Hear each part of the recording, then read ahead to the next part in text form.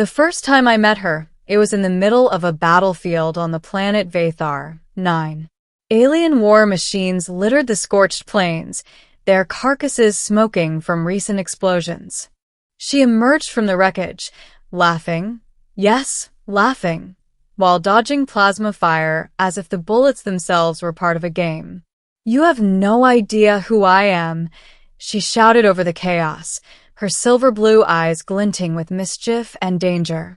I had thought she was joking, a nervous joke to lighten the horror of the war zone.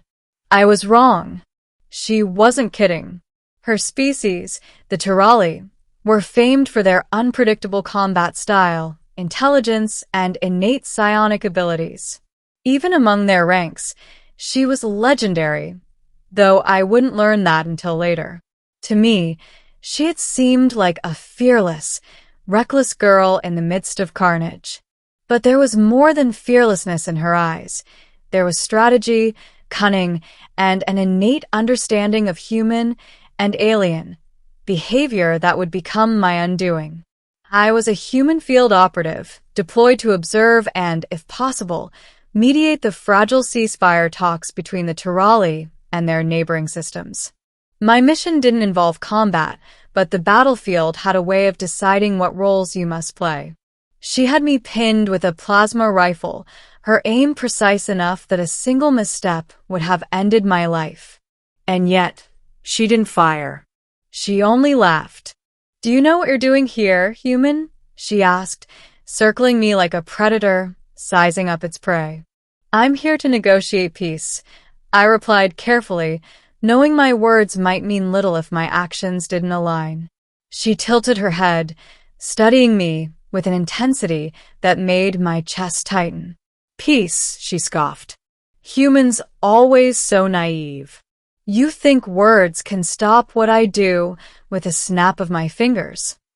I didn't have a chance to respond before she leapt across the ruins, disappearing behind a smoking tank. My heart raced, adrenaline kicking in, but a part of me was captivated, not by fear, but by the audacity of this creature. I had seen courage before, even in humans, but her brand of daring was entirely alien, entirely unpredictable. Weeks passed, and our paths crossed repeatedly. Each encounter revealed another layer of her complexity.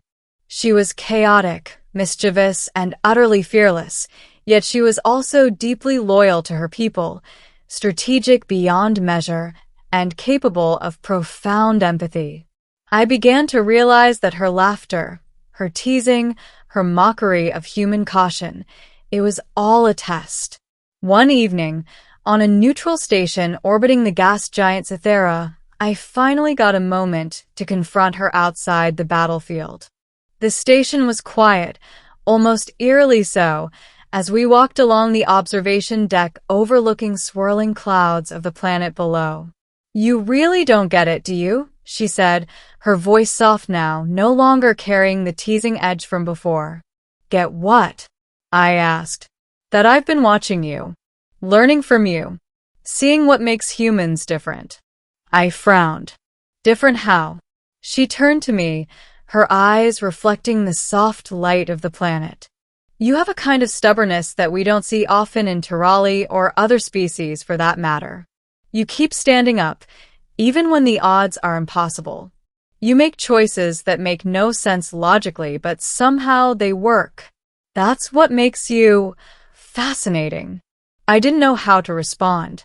For so long, I had thought of myself as insignificant, a human among legends. And here she was, revealing that she had noticed me, studied me, and, somehow, respected me.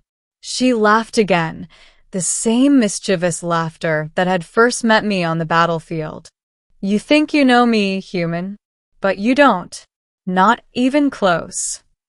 Months later, I found myself entangled in Tyrrali politics in ways I never imagined. The girl who had laughed at me, whose real name I learned was Lyriel, was a leader among her people. Her unconventional tactics, her fearlessness, and her unique ability to see value in unexpected places had earned her the loyalty of warriors and diplomats alike. I watched her in action during a council meeting.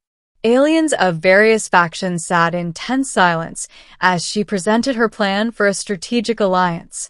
I had expected diplomacy to be rigid and slow, but Lyriel commanded attention with ease. Her words flowed like music, persuasive and precise. The council seemed compelled to agree, not by force, but by the weight of her vision. Later, she approached me privately. "I've been thinking," she said, her expression unreadable. "You have a knack for seeing things others miss. Humans, you may actually be useful in more ways than one." I blinked, caught off guard. Useful? In strategy. In understanding other species. In unpredictability. You act differently than anyone else I've ever seen. And that's why I've been watching you. I realized then that her laughter, her teasing, and her mockery were not signs of disrespect. They were her way of testing, probing, and measuring the character of those around her. She was not just chaotic. She was deliberate, brilliant, and entirely aware of the human potential that most species ignored. The final confrontation came when a rival faction attempted a coup within the Tyrrali territories. The council was divided, tensions ran high, and the future of the region hung in the balance. Lyriel stood at the center of the chaos, her calm presence a stark contrast to the panic around her. I had been positioned to advise on human diplomacy and reconnaissance. As reports flooded in of skirmishes and sabotage, I realized that she had already anticipated every move, every feint, every diversion. Every attempt to manipulate the council had been accounted for. "You think you know me," she whispered as we observed a troop deployment together. "But you still don't. I've already won, in ways you can't even imagine." And she had. By leveraging alliances, understanding rival motivations, and subtly guiding the council, Lyriel thwarted the coup without a single life lost. The halls of the council erupted in astonishment and relief, yet she stood unmoved, a slight smile tugging at her lips. Later, in private, she turned to me. "See? You thought you understood me after all this time. But human, even now, you're just scratching the surface." "I guess. I really don't know you," I admitted, finally understanding the truth in her words. "No," she said softly, stepping closer. "Not yet. And that's exactly the point. There's more to me than laughter, mischief, or battle. And perhaps there's more to you than even you realize. That's why I keep you close." It was then I realized that our connection went beyond alliance or curiosity. She had tested me, guided me, and trusted me, all without me realizing it. And in her world of power struggles and hidden agendas, trust was the rarest currency of all. The galaxy remained vast and dangerous, filled with conflict and uncertainty, but Lyriel's presence reminded me of something profound. Strength comes not from fear, weapons, or dominance, but from understanding, courage, and the willingness to act when others hesitate. When I left her side that day, I looked back at her standing atop the observation deck, luminous against the backdrop of stars. She laughed again, not the mocking laughter of the battlefield, but a quiet, knowing laugh that seemed to encompass all her cunning, brilliance, and humanity. "You don't know me yet, human," she said as our eyes met. "But one day, perhaps you will." I smiled, realizing I had already learned more from her than I could have imagined.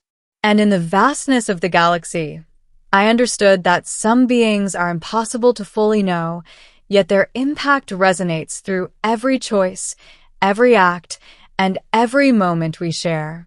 Somewhere in the stars, she was already shaping the future, and I, a simple human, had been part of it all along.